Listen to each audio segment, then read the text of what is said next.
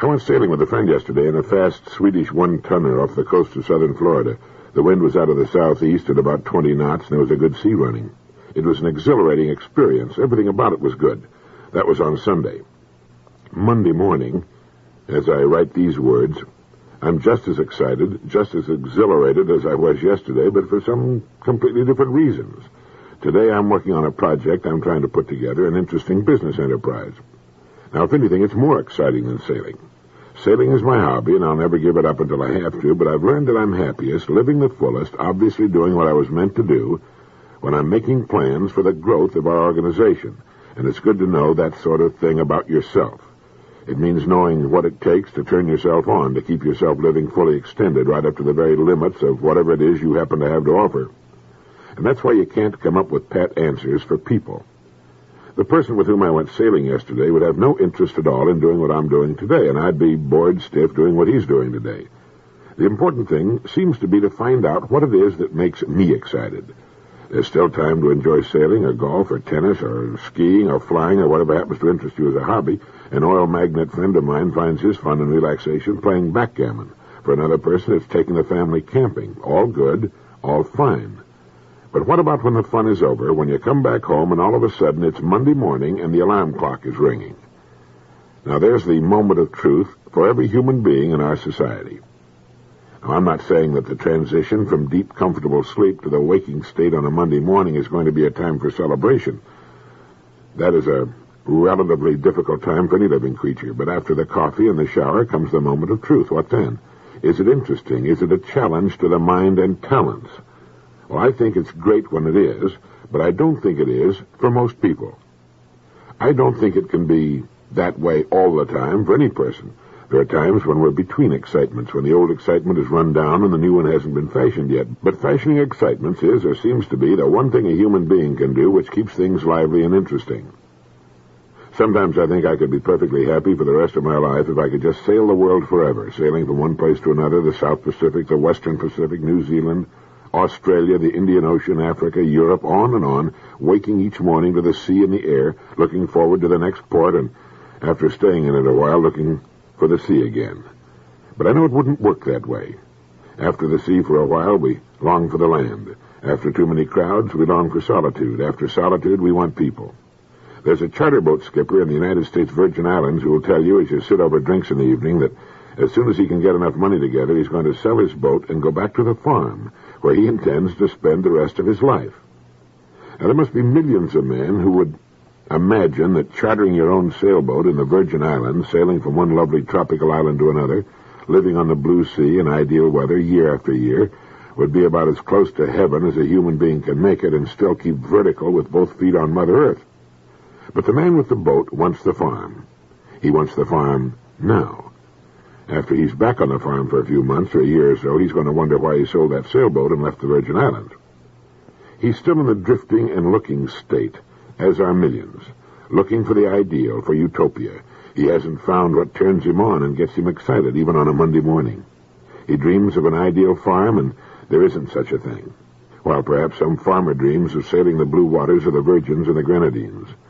Both are missing the fun and opportunity of the present, while they dream of a vague future for which they are neither qualified nor likely to enjoy for long.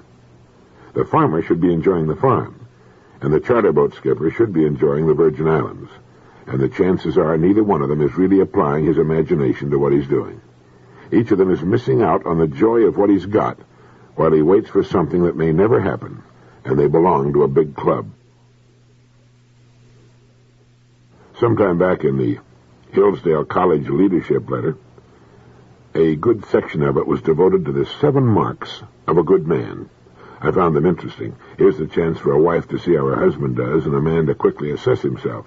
The 7 marks of a good man. Number 1, a good man has worthy goals. As Seneca put it, when a man doesn't know what harbor he's making for, no wind is the right wind. Goals are vital, and as Donald Laird has pointed out, the greatest airline or railroad is still to be operated. The greatest automobile is still to be designed. The greatest scientific discoveries are still to be made. The greatest of everything is still in the future. So there are plenty of worthy goals to shoot for, in addition to personal goals. A good man has worthy goals.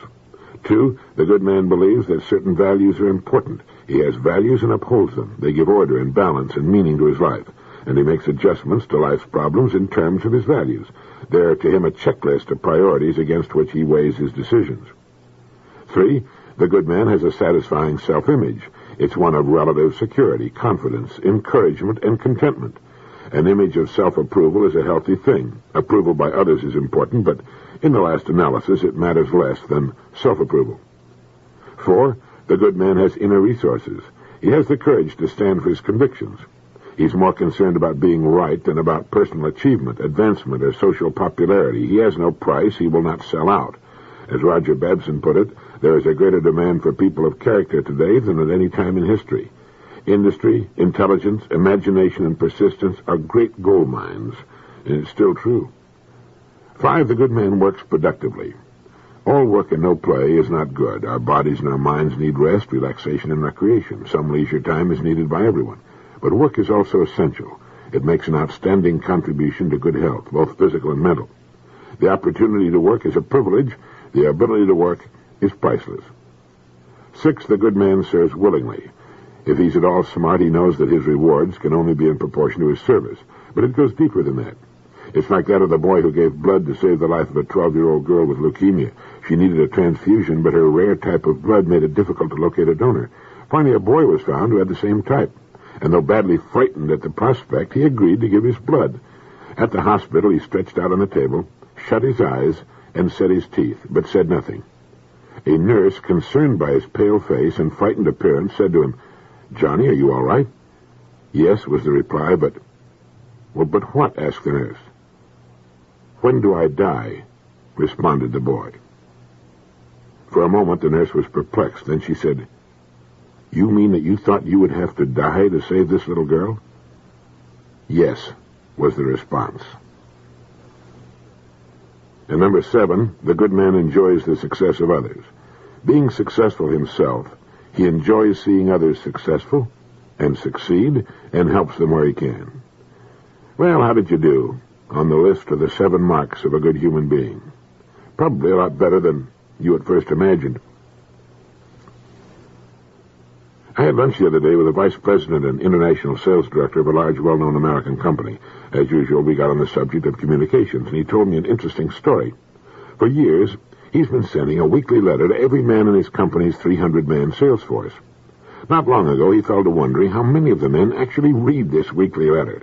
So in the 3rd paragraph of one of the letters, he included this statement: "If you will initial this letter and return it to me, I'll send you $5. It cost his company $25. 5 out of the 300 were reading the letters. Well, it so happens that the weekly letters and the weekly paychecks to the men are mailed on the same day, but in different envelopes. The pay envelope is a different size and color. So one week, they put the paychecks in the envelopes with the weekly letter. The following Monday morning, there was a company-wide crisis. The switchboard was jammed with calls from the stalwarts of the sales force complaining that they had not received their paychecks. When they were told that the checks had been put in the envelope with the weekly letter, there was nothing but unbroken silence on the line, as the men tried to remember where they had thrown away the company newsletter. So much for the effectiveness of in-company communications. In my opinion, there were 3 mistakes made. 1, the letters were undoubtedly poorly and uninterestingly written. The kindest thing a person can do with most in-company letters, house organs, bulletins, and so forth is quietly drop them into the wastebasket. Often as not, the job of writing these letters is given to a person amazingly unqualified to handle them. If you want someone to read your letters, you have to earn his attention and loyalty by making the letters really interesting, with meat and excitement and maybe some good humor in them. Each letter, when it arrives, should be looked forward to with genuine interest. Now, this means that the person in charge of this important job must be qualified and talented.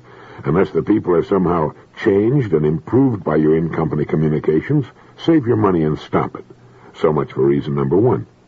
2, an unbroken weekly barrage of almost anything tends to become tiresome. Find some way of changing what you're doing in this area. Make it bigger one week or smaller or a different color or a different form or with different and interesting pictures. Find some way to fight monotony. And 3, printed communications are never as effective as audio communications. Most people don't like to read. In fact, most people still read at about the 6th grade level, about 200 to 300 words a minute. This doesn't mean they stop their education at the 6th grade. It just means that When we master anything, we tend to leave it right there. We seldom try to improve. Records or tapes are much more effective and will be heard by the entire family. By sharing Dad's company communications, members of the family are drawn more closely together behind him, his problems, goals, and so on. And in this form, again, provided they're interesting and genuinely helpful, the communication will be listened to more than once. Good in-company communications are extremely important. In fact, communications today is the name of the game. And good in-company communications will improve production, sales, morale, and profits. Here's something interesting written by Dorothy Van Doren. She reminds us that when someone asked St. Francis while he was working in his garden what he would do if he were suddenly to learn that he would die at sunset that day, he replied, "I would finish hoeing my garden." That line, she writes, seems to me an answer to all the troubled young people these days who are beginning life in a world that appears to hold no security for them or for anyone young or old. Why should they bother to go to college when the atom war may be just around the corner? Why should a young wife have a baby when the ceiling may collapse on its crib? Why should one paint a picture or write a song or begin a novel? We can't be sure of anything, these young people say, not now or next year or the year after that. Why should we try to make a life for ourselves, they ask. Why should we go to classes or take examinations or get married or look for an apartment or try for a job? Next spring or some spring too frighteningly near, it may all go, the life we've all begun. Our world is in deadly peril. We've lost the promise of tomorrow. Well, St. Francis put the answer in a simple metaphor. Go on hoeing your garden. The task is still there, the house to build, the book to write, the examination to prepare for. If the future looks dark, so did it in every age of the past. And however dark it seems today, however dark it is, we'll meet life better if we fulfill the present to the best of our ability.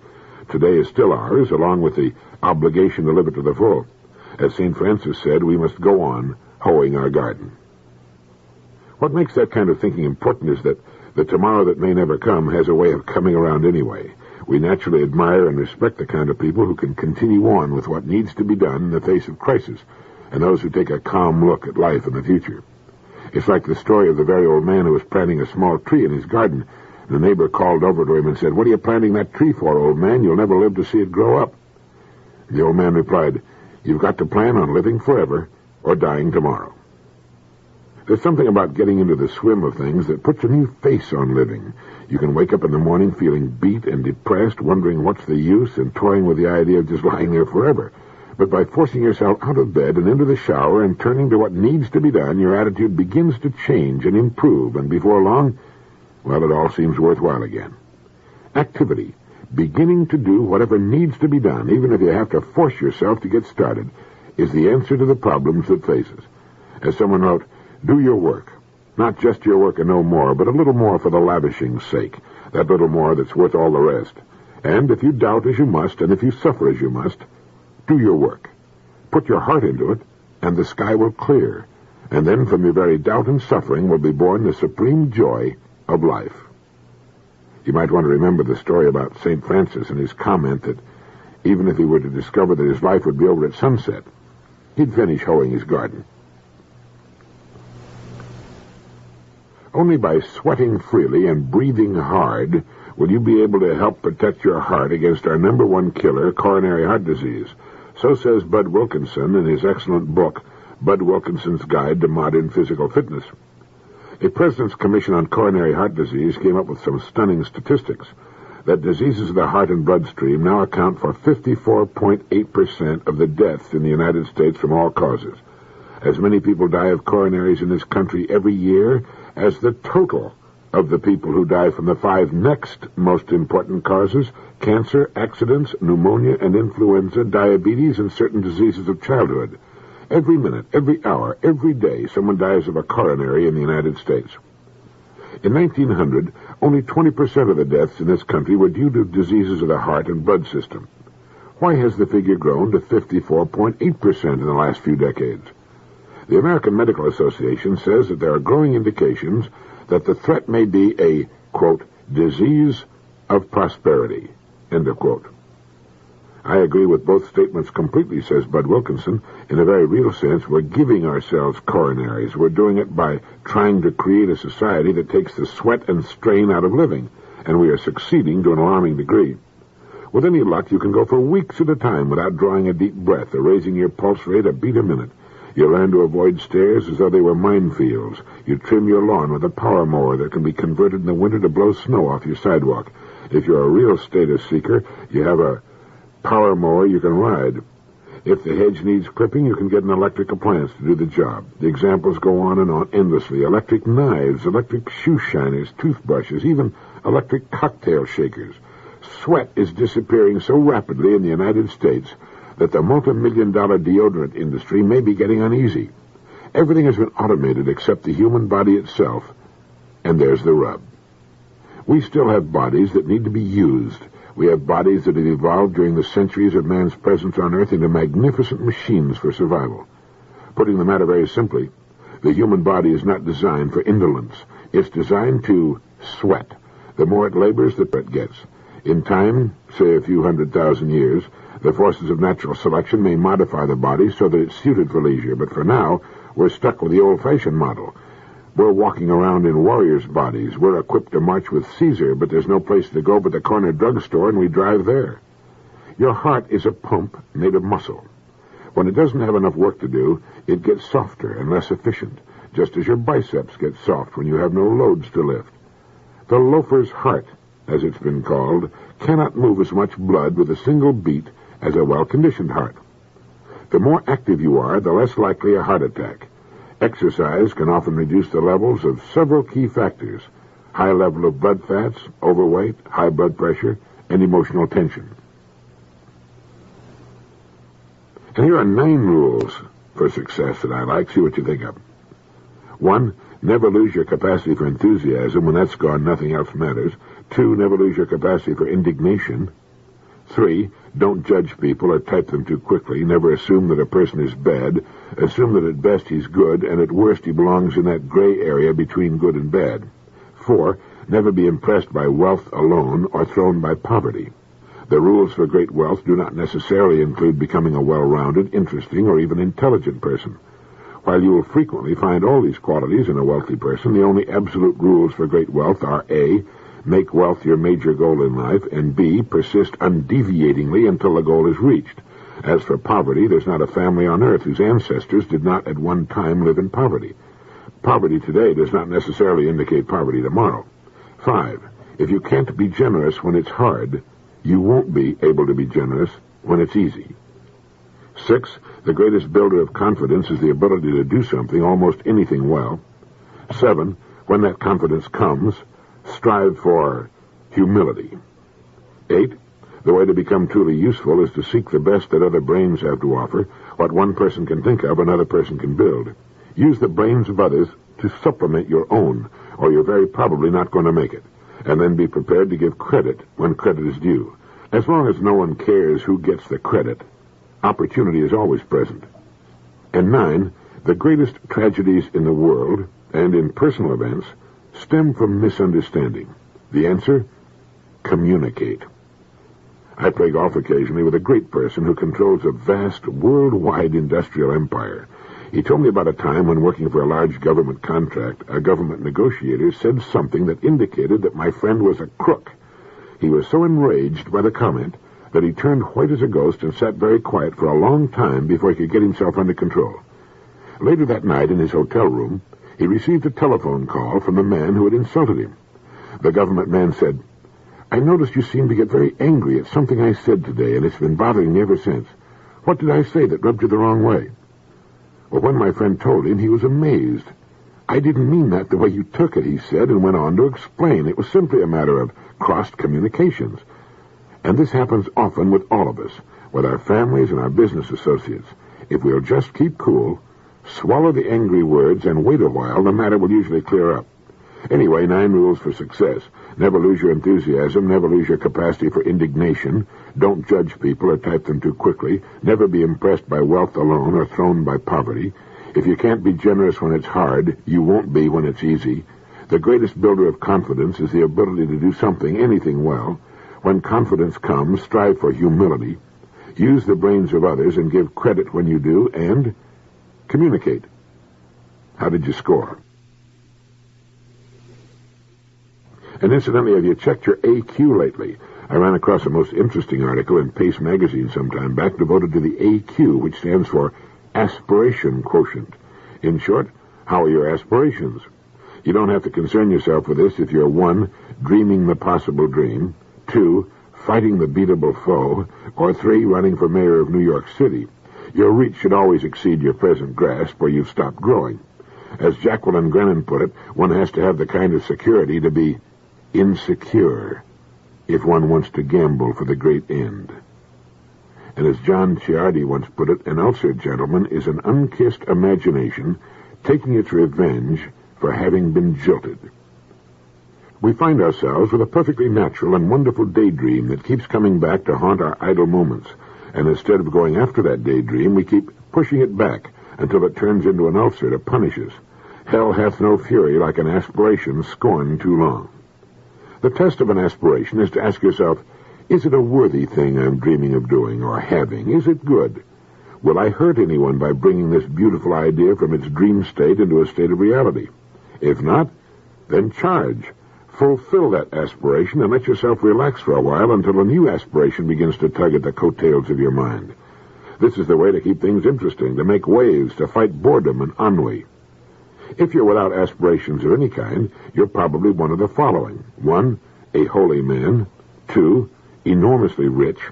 3, a well-adjusted person. Or 4, you're in a rut. Or perhaps you're one of those unfortunate persons who doesn't know that the ground that lies between you and your aspiration can usually be crossed. The trouble with most people when it comes to sprinting for an aspiration seems to lie in their reluctance to haul themselves up out of the old well-worn groove and take off across new exposed ground. But as the old saw has it, you can't very well get to second base and still keep one foot on first. You need the kind of security, inner security, to risk insecurity. If you lack that, well, then I guess you've got to settle for the status quo.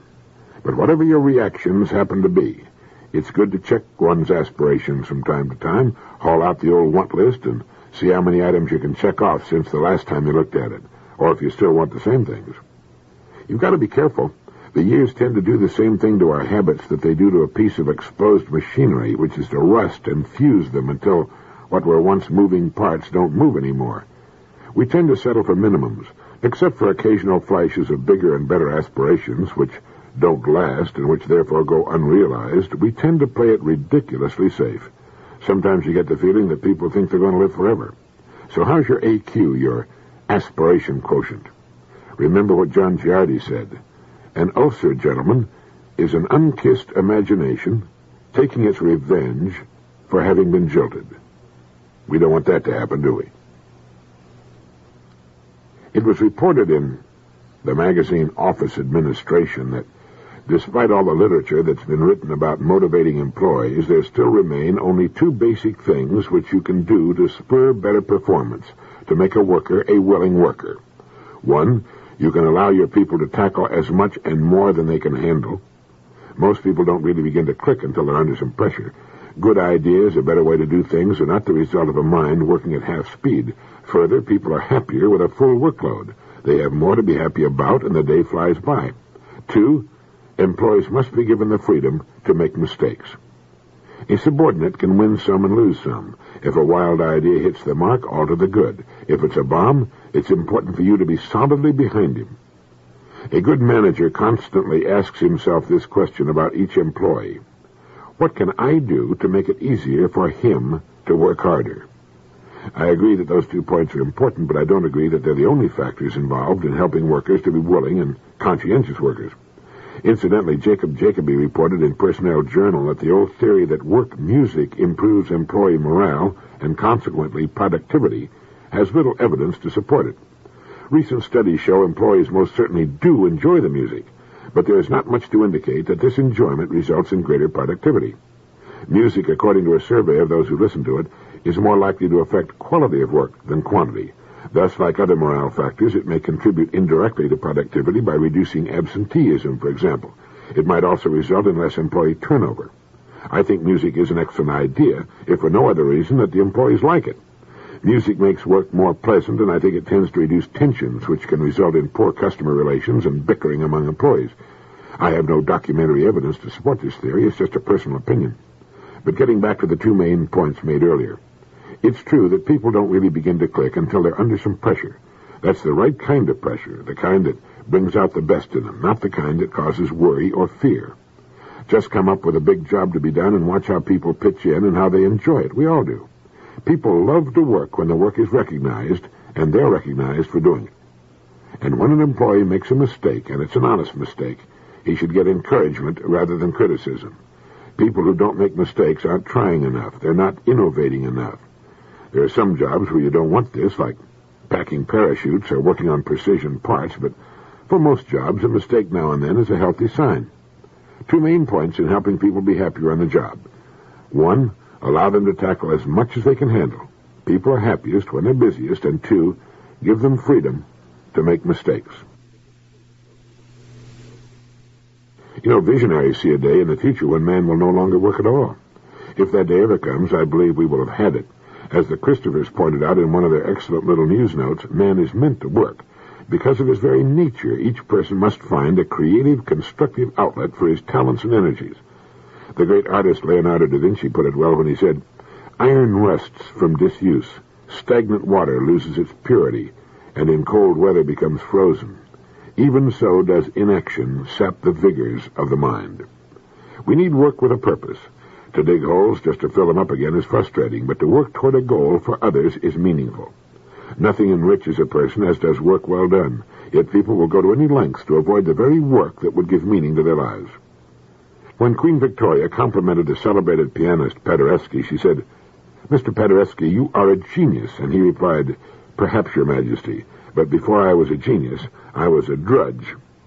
The same thought was echoed by Michelangelo when he said, "If people knew how hard I've had to work to gain my mastery, it wouldn't seem wonderful at all." The great inventions of Thomas Edison were the fruit of long, painstaking effort. He said genius is 1% inspiration and 99% perspiration. He also said, "I never did anything worth doing by accident, nor did any of my inventions come by accident. They came by work." Work is actually a remedy. A century ago, Thomas Carlyle said work is the grand cure for all the maladies that ever beset mankind. Honest work, which you intend getting done. A survey in London of typists who frequently changed jobs found that they became bored and dissatisfied because they did not have enough work to do. A woman will complain about how overworked she is and enjoy every minute of it. In fact, she'll quit if she doesn't have enough work to do. And the kindest thing parents can do for their children is to teach them to work while they're still young. It's been found that the kids who have definite chores to do around the house, no matter how loud they complain, grow up to be more successful, more productive people. They also make better wives, husbands, and parents. It's important for a youngster to know that work is a part of living, and to get the fun and joy that comes from doing a job well. Thomas Jefferson said, "Do all you can to help boys and girls discover the joy of work. It's while we're young that the habit of industry is formed. If not then, it never is afterwards." The fortune of our lives, therefore, depends on employing well the short period of our youth. You will hear adults say, "Let them play. There'll be plenty of work to do after they're grown." Well, it doesn't work that way. They can still have plenty of time for play and learn to help out a little around the house, too, or hold down a summer job. We don't always like the idea of going to work, but we'd be miserable without it. General Doolittle once said that the prime reason that nations and cultures have died is that the people have become soft and lazy. They've quit work when they've reached the top of the heap. They've endeavored to rest on their laurels. I heard something interesting the other day at lunch. It seems that a friend of mine has a very shrewish wife. For many years he had led a dog's life because of her constant badgering. He would no sooner get home in the evening, but she'd find work for him to do. On the occasion of a recent physical examination, his doctor told him he looked run down and appeared to be suffering from a mild case of exhaustion, depression, and so on. The man explained that his wife was running him ragged. The doctor thought a moment and then asked the man if he'd mind if he had a chat with his wife. The man said, "No, of course not." The doctor called the man's wife and told her that in his opinion her husband was headed straight for a heart attack, and that unless something changed radically, she was going to be a widow in the not-too-distant future. Well, the change at home was immediate and immensely gratifying. The woman obviously saw her husband in a completely new light. Here was the man she loved, or at the very least, here was the man who was bringing home a reliable, negotiable paycheck every week, which made the mortgage payment, bought all kinds of groceries, cars, clothes, and things, suddenly threatened with extinction. Now when he comes home at night, it's as though he's an honored guest. He's treated as though his pockets are stuffed with vials of nitroglycerin, and all is well again in his household. Well, one of the fellows at lunch commented that this was possibly the creative idea of the year. He was going to get his doctor to call his wife and tell her the same story. Someone else said that this is an excellent way to find out what your wife really thinks of you.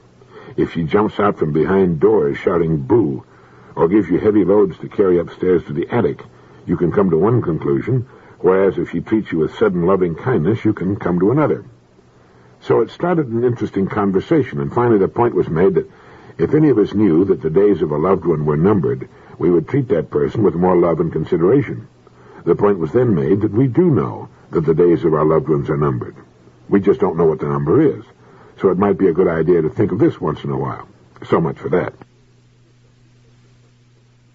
Here's something of interest I found. It's from a speech by James H. Binns, president of the Armstrong Cork Company. He said, if the United States were to equal the accomplishments of Russia, it would have to rip up 14 of every 15 miles of its paved highways, abandon 60% of its steel-making capacity, destroy 2 out of every 3 miles of its railroads, and 7 out of 10 of its homes, junk 19 out of every 20 cars and trucks, and slice away 3/4 of its average paychecks. Something to think about, isn't it? And if the same definition of poverty that some have adopted as a political philosophy were applied to the people of Great Britain, 75% of all the British people would be classified as poor.